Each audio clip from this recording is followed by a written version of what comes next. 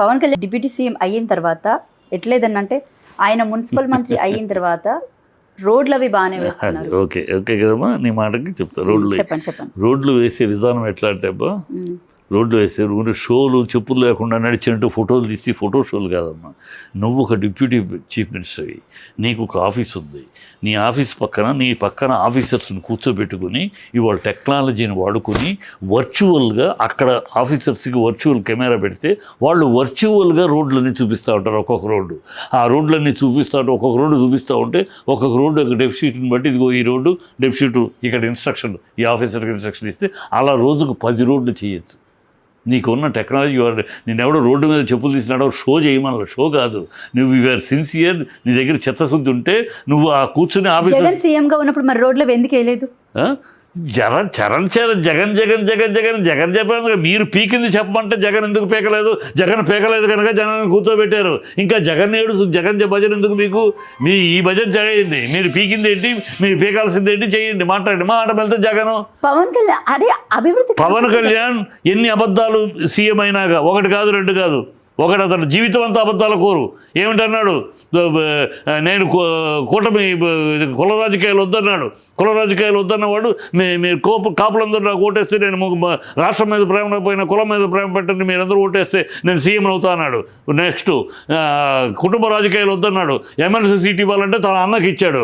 Plus next నేను Christian అబ్బా, నేను బాప్టిజం తీసుకున్నానబ్బా, మా కూతురు క్రిస్టియన్స్ అబ్బా, నా పెళ్ళాం క్రిస్టియన్ అబ్బా, నాకు జ్వరం వస్తే మా నాన్న యేసుప్రభుకు ప్రార్థించాడబ్బా, నా కొడుక్కి జబ్బు చేస్తే నేను మా మేరీకి మీద ప్రేయర్ చేశాను అని అన్న నోరుతోనే అసలు ఈ దేశంలో మత కలవల కారకులు హిందువులే, హిందూ పెద్దలే అన్న నోరుతోనే తిరుపతి లడ్డూని గురించి ఇన్ఫర్మేషన్ సగవత మేరకు తెలియకుండా వాగింది, కోర్టు దగ్గర చివాట్లు తింది, తన వాక్యాలే. మళ్ళీ అదే నోరు అదే నోటితోటి నేను సనాతని, ఆమె సనాతని అంటాడు. సనాతనులు ఎవరు 3 పెళ్ళిళ్ళు చేసుకోరమ్మా. సనాతనులు ఎవరు వేరే మతస్థులను పెళ్లి చేసుకోరమ్మా. ఇదొక అబద్ధమా? ఇదొక డ్రామానా? నెక్స్ట్ అది డ్రామాలు ఒక్కొక్కటి. పర్సనల్ లైఫ్ గురించి ఎందుకు వెళ్దాం? పర్సనల్ లైఫ్ ఏంటి, పొలిటికల్ లైఫ్ ఏంటి, పర్సనల్ లైఫ్ ఏంటి? ఇది పర్సనల్ లైఫ్ ఎట్లా అవుద్ది? నువ్వు మతం మార్చి ప్రజలు రెచ్చగొట్టి పెళ్లి గురించి తీస్తే పర్సనల్ లైఫ్ అవుద్ది కదా సార్. ఇది పెళ్లి పర్సనల్ కాదు. నువ్వు సనాతని అంటున్నావు కానీ అడుగుతున్నావు. సనాతని 3 పెళ్ళిళ్ళు చేసుకోడు. నువ్వు సనాతని సనాతని ఎందుకు మాట్లాడుతావు? ఇన్నాళ్ళు అడగలు ఎందుకు అడుగుతావు? నువ్వు సనాతన ధర్మాన్ని ఎందుకు వాడుకుంటున్నావు? ఎందుకు దాన్ని అపవిత్రం చేస్తావు? ఒకసారి క్రిస్టియన్ అంటావా, ఒకసారి దేవుడు లేడంటావా, ఒకసారి నీ ఇష్టం వచ్చేటమ్మా అబద్ధాలు ఆడతావా జనాల దగ్గరికి వచ్చి.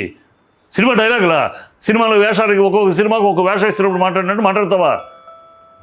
లీడర్వా నువ్వు ప్రజానాయకుడువా? నువ్వు ఒక ప్రజానాయకుడు అంటారా నిన్ను? ఇన్ని అబద్ధాలు, నిలకడ లేదు, నిబద్ధత లేదు, నిజాయితీ లేదు. తప్ప అభివృద్ధి ఏమైనా ఉందా? ఏముందో చెప్పమ్మా, నాకు కనబడి ఏమీ లేదు. ఏమీ లేదు. పవన్ కళ్యాణ్ చించాడు, అబద్ధాలు పెంచాడు. అక్కడికి వెళ్ళి తమిళనాడులోకి వెళ్ళి ఏమా జ్ఞానం ఉన్నవాడు ఎవడో మాట్లాడు. తమిళనాడుకి వెళ్ళి ఏం మాట్లాడుతున్నాడు? మురుగుడు నా కల్చర్ నేర్పాడు, తమిళనాడు కల్చర్ నేర్పది. మురుగుడికి నా మీద భక్తి ఎక్కువ, ఈయన మీద మురుగుడికి భక్తి ఎక్కువ. ఎవడన్నా మాట్లాడు నాకు మురుగుడు అంటే భక్తి ఎక్కువ అని అంటే అర్థం ఉంది, కానీ మురుగుడికి నా మీద భక్తి ఎక్కువ, ఈయన మీద మురుగుడికి భక్తి ఎక్కువ. ఈయన దేవుడా? ఏ పిచ్చి వాగుడు నోటుకొచ్చారు, నోటుకొచ్చారు. అర్థజ్ఞానం అజ్ఞానం ఆవేశం తప్పితే ఏమీ లేడు. వాగుడు అతన్ని గొప్ప నాయకుడు చెప్పాలా, గొప్ప సేవ చేస్తాడని చెప్పాలా, గొప్ప డెవలప్మెంట్ చేస్తాడని చెప్పాలా. హీరోగా వేరు, హీరోగా మేము అందరం మెచ్చుకునే హీరోనే. హీరోగా రాజకీయ నాయకుడిగా నువ్వు ప్రజాసేవకుడుగా ప్రజల మధ్యకి వచ్చి ప్రజల కోసం నేను నడుగు కట్టాను అన్నప్పుడు నీ నిజాయితీ ఏంటి, నీ నీతి ఏంటి, నీ రీతి ఏంటి, నీ నిబద్ధత ఏంటి, నీ నిలకడ ఏంటి? ఒక్కటి నిలకడ ఉందా? 12 సంవత్సరాల్లో అతను రాజకీయాలకు వచ్చిన ఒక్క మాట అడిగేది. నువ్వు జర్నలిస్ట్వి, నువ్వు నా ఒక్క మాట అతను పార్టీ పెట్టిన కాడ నుంచి ఇప్పటిదాకా తను చెప్పిన మాటకి కట్టుబడి ఉన్నాడు అని ఒక్క మాట చెప్పాను. నాటి ప్రశ్నిస్తాను కాడ నుంచి నిన్నటి మాట దాకా ఒక్క మాటకి ఈ 12 ఏళ్లలో అతను చెప్పిన మాట కట్టుబడి ఉన్నాడు. చెప్పు ఏమంటే పవన్ కళ్యాణ్ గారు ఈ మాట అన్నారు, ఆ మాటకి ఇప్పటికి కట్టుబడి ఉన్నాడని చెప్పండి. ఒక్కటి. నువ్వు ప్రజానాయకుడువా? నీకు ప్రజానాయకుడు అనే అర్హత ఉందా? ఆ యోగ్యత ఉందా నీకు? ఉన్న పిచ్చి పిచ్చి ఆవేశంగా మాట జనాలు రెచ్చగొట్టి సినిమా డైలాగులు కొట్టి. మరి ఇప్పుడు జగన్ కూడా సినిమా డైలాగులు కొడుతున్నాడు కదా, రఫ అని. జగన్ కొట్టాడా? జగన్ అన్నాడా? జగన్ అనలా, ఏమో తెలిసి తెలియకుండా మాట్లాడు జర్నలిస్ట్. విను, ఎవడో ఒక పెట్టుకుని ఎవడో ఒక కార్యకర్త పెట్టుకున్నాడు, 100 మంది కార్యకర్త 100 పెట్టుకుంటూ ఉంటారు. పెట్టుకుంటే దాన్ని ఎవడో అడిగాడు, ఏమంటే రఫా సినిమా డైలాగ్ పెట్టాడు, దీంట్లో తప్పే ఉందన్నాడు. తన అనలా. అదే పవన్ కళ్యాణ్ ఏమన్నాడు, మెడ పిసికి ఒంటి చేత్తో, తర్వాత మాట ఒంటి చేత్తో మెడ పిసికి కాళ్ళు తొక్కి నార తీస్తా, తోలు తీస్తా అన్నాడు అని తనే మాట్లాడాడు. మరి తర్వాత అదే మాట. మీకు ఈ మాటలు వినపడవా? పవన్ కళ్యాణ్ మాట, ఈ దౌర్భాగ్యం మాట్లాడవా? ఎవడో కార్యకర్త మాట్లాడితే రీసెంట్ గా దీని మీద కూడా పవన్ కళ్యాణ్ ఎవరైనా సరే రాజకీయ నాయకులుగానే ఉండాలి తప్ప సినిమా డైలాగులు కొట్టకూడదని. మరి తను ఎందుకు కొడుతున్నాడమ్మా? మీరు అడగరే పవన్ కళ్యాణ్ని? పవన్ కళ్యాణ్ అడగడానికి ఉత్సాహం మీకేమన్నా భయమా? వాడు మాట్లాడిన మాటలు అడగండి. పవన్ కళ్యాణ్ ఎలా మాట్లాడి, మెడ ఒంటి చేత్తో మెడ పెసికి కాళ్ళ తొక్కి నార తీస్తా, తోలు తీస్తా అన్నాడు. ఇదే నువ్వు ఉప ముఖ్యమంత్రివా, రౌడీవా? ఆ మాటలు అడగండి. ఒక ఉప ముఖ్యమంత్రిగా ఒక చైర్లో కూర్చొని ఎలా మాట్లాడతారని మాటలను అడగండి. అడగరే మీ జర్నలిస్టులు? ఎందుకు అడగరండి? ఆయనతో ఫోటోలు దిగటం గొప్ప జర్నలిస్టా, లేకపోతే మీరు ఆయన ఫ్యాన్సా? అడగండి. ప్రధానికి జగన్ అన్నాడు కదా అని. జగన్ అయిపోయింది, సంవత్సరం అయిపోయింది, కూర్చోబెట్టారు.